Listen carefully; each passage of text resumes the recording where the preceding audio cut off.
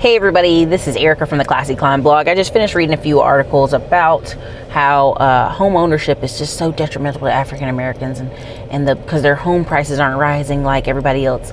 Look, stop associating the value of your home with your net worth. I'm sorry, unless your house is paid off, it really does not matter. A lot of these people are in upper income homes, these $200,000, $300,000, $400,000, $500,000 homes. And because they're not appreciating like their white neighbor counterparts, to $1 million or $700,000 so they can take the equity out, all of a sudden it's a bad thing. No, your house was never meant for you to play it like a credit card. Your house was never meant for you to be like just taking out equity. Because a lot of times what happens is the people have bad habits. If they're taking out the equity, then they turn around and pay off the credit card. And they run the credit card back up in a few years and do it again. Your house was never meant for that. There's so many African American stories of people paying off a house in 10 years. Why? Because the house was only $50,000. There's parts of Atlanta where a house is $38,000, $45,000. There's parts of North Carolina like that.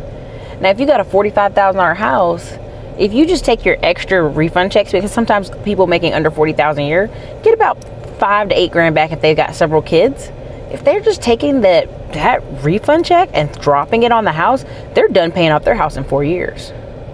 But see, that's where the knowledge comes in. That's where people going, well, Erica, I don't want a $45,000 house. Instead of going, I'm gonna take this $45,000 house, pay on it for 2 or 3 years, drop big lumps of change on it to pay it off, and then I'm gonna move to a bigger house and rent the first house out. So many times I'm in a military community, also when I'm living in Austin, people have to sell the first house just to get the second house. That means you don't have enough wiggle room, baby. If you got to keep selling a house to be able to have another house, that means you have your debt's too high, you need to pay your cars off, or you need to make more income. That's just simply the case. And that's for white, black, Asian, whoever. Your first house, you just buy and you hold and you keep. I know many military people who've moved over 10 different duty stations and have a house in each area, renting them out. So when they did retire out of the military, they had income. Regardless of whether they got the retirement package on time or not, they had income. My mother's one of those people. You have to have different strategies. And so for these articles I keep seeing talking negativity about home ownership, it's just crap. It's bunk. It's bunk information. If you're teaching people to use their house like a credit card, or if you're saying the only thing they have is cars and business, because African American millionaires, 10 times out of not, usually their real estate they own and their business are their only indicators of wealth. They're very skittish of stocks, skittish of bonds, skittish of banks, very skittish. And the reasons are, of course, historical discrimination against African Americans at banks, different reasons why this has happened. But now we're in an age, in a century, and a time period where, okay, yes, it was terrible in the past. Yes, bad things have happened to our parents, our grandparents. Things have happened that have made people skittish. Now it's time to get past that.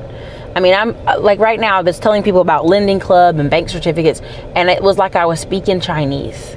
It was like I was sitting in the room with a bunch of people speaking Chinese. They had no clue about the things I was talking about, or how they made money, or how they put money in your back pocket. And they go, well, I make $80,000 a year. Well, let's go ahead and knock some tax off that. 1/3 of your money is mostly going to taxes, state and federal, and sales tax and all that good stuff. Period. Property tax, you name it. So really you're making 50 something. You're making 50, 60 something a year. You can even sit with your paycheck. You sit with your gross and your net. So this person's really making 50, 60 a year, but they have that I make $80,000 a year title. So what do? They go out and get a BMW, a Mercedes. They go get that $80,000 a year job. Well, then that puts them up paying $500 to $800 in car payment. Well, then it puts another $200 they're paying into a car insurance. So now they're at $1,000.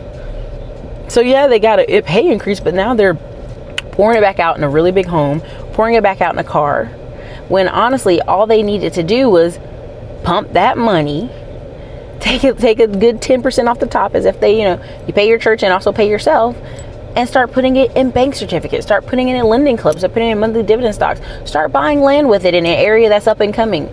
You have to make smart investments, because your house is not your retirement key. It's just not. A lot of these people will retire in the South anyway, so then they'll have to sell that house. So that's not their key to wealth. It really isn't. And it's not really a forced savings unless you're paying the house off. And the average American will live in a house for 9 years, if that. So, I mean, you really have to think about it. Home ownership is not hurting African Americans. they're just learning now and waking up to the game that home ownership is not a credit card. It's not something that I got equity in my house, I can tap it anytime I want and do something with it. That's not how that works. I was reading an article about a guy who was had lost his job, and the whole article was like a sad story of like, oh, he lost his job and he's got this Tahoe in the front yard and he's got this house. Well, accordingly, the house originally was only $50,000 when he bought it. It was a $50,000 house, but guess what? He had refinanced it 3 times, so now he owed $181,000 on it, and he owed $30,000 on the Tahoe. Well, that's not anyone's fault that you made a bad investment. You refinanced your house 3 times to take money out, and you lost your job. Look, the average job right now is 2 to 2.5 years. You're considered long-term in a job if you're there for 3 years. So for people to go out and make these investments like this is crazy. It's just totally crazy. And so right now we're on the cusp. We're basically in a recession. We are currently in one.